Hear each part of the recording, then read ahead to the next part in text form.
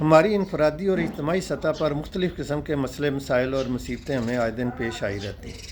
مثلاً انفرادی زندگی میں کبھی صحت خراب ہو جاتی ہے، کبھی معاشی مسائل آ جاتے ہیں اور کبھی رشتوں میں خرابیاں پیدا ہو جاتی ہیں۔ اس طرح اجتماعی سطح پر کبھی ٹیررزم سامنے آ جاتی ہے، امن و امان کی صورتحال خراب ہو جاتی ہے، یا ہمارے کچھ مذہبی رہنما جو ہیں وہ سڑکیں بند کر دیتے ہیں، یا کچھ سیاسی رہنما دھرنے دے دیتے ہیں،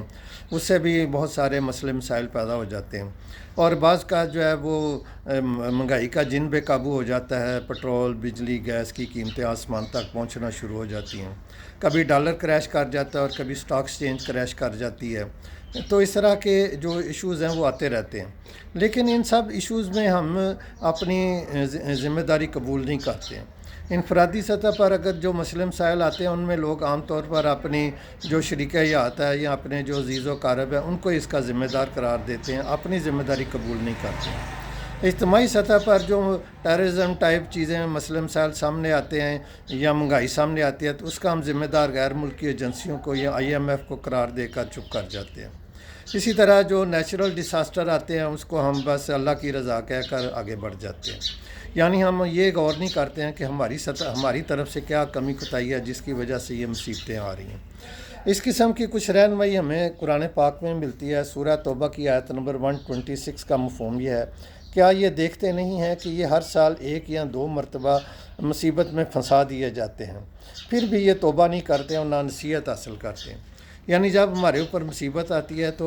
ریکوائرمنٹ تو یہ ہے کہ ہم توبہ کریں، ایمان لائیں اور عمل صالح کریں، لیکن ہم نہ تو توبہ کرتے ہیں اور نہ ہم نصیحت حاصل کرتے ہیں۔ اب ایسے موقع پر انسان کا رویہ کیا ہوتا ہے، اس کو سورہ یونس کی آیت نمبر 12 میں بیان کیا گیا ہے: اور جب انسان کو تکلیف پہنچتی ہے تو لیٹا اور بیٹھا اور کھڑا ہر حال میں ہمیں پکارتا ہے، پھر جب ہم اس تکلیف کو دور کر دیتے ہیں تو بے لحاظ ہو جاتا ہے اور اس طرح گزر جاتا ہے کہ گویا اس نے کسی تکلیف پہ پہنچنے پر ہمیں پکارا ہی نہ تھا۔ اس طرح حد سے نکل جانے والوں کو ان کے اعمال آراستہ کر کے دکھائے جاتے ہیں۔ یعنی کہ جب ہمیں مشکل پہنچتی ہے ہم اللہ سے دعائیں تو کرتے ہیں، اور جب اللہ تعالیٰ وہ ہماری دعا سن کر تکلیف دور کر دیتا ہے تو پھر ہم بے لحاظ ہو جاتے ہیں، ہم اپنی اصلاح کوئی نہیں کرتے ہیں، نہ ہم توبہ کرتے ہیں، نہ ایمان لاتے ہیں، نہ عمل صالح کرتے ہیں، تو بے لحاظ ہو جاتے ہیں۔ تو اس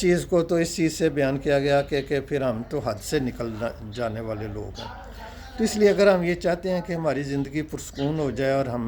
دنیا اور آخرت کی کامیابی حاصل کریں تو ہمیں انفرادی سطح پر یا اجتماعی سطح پر جب بھی کوئی مسئلے مسائل پیش آئیں تو ہمیں اللہ تعالیٰ کے آگے جھک جانا چاہیے، اپنے کردار کو، اپنے اعمال کو ٹھیک کرنا چاہیے۔ ہم جو کامن پرابلمز ہیں، ایمبیزلمنٹ آف فنڈز ہے، جھوٹ بولنا ہے، دھوکہ دہی کرنا ہے، دوسروں کا مال ہڑپ کر جانا ہے، ملاوٹ کرنا ہے، کم تولنا ہے، اس قسم کی جو بھی اخلاقی برائیاں ہمیں پائی جاتی ہیں ان کی اصلاح کرنی چاہیے۔ جب ہم ایسا کریں تو پھر ہی اللہ تعالیٰ کی رحمت ہم پر نازل ہوگی اور ہم دنیا اور آخرت میں کامیاب ہو سکیں گے۔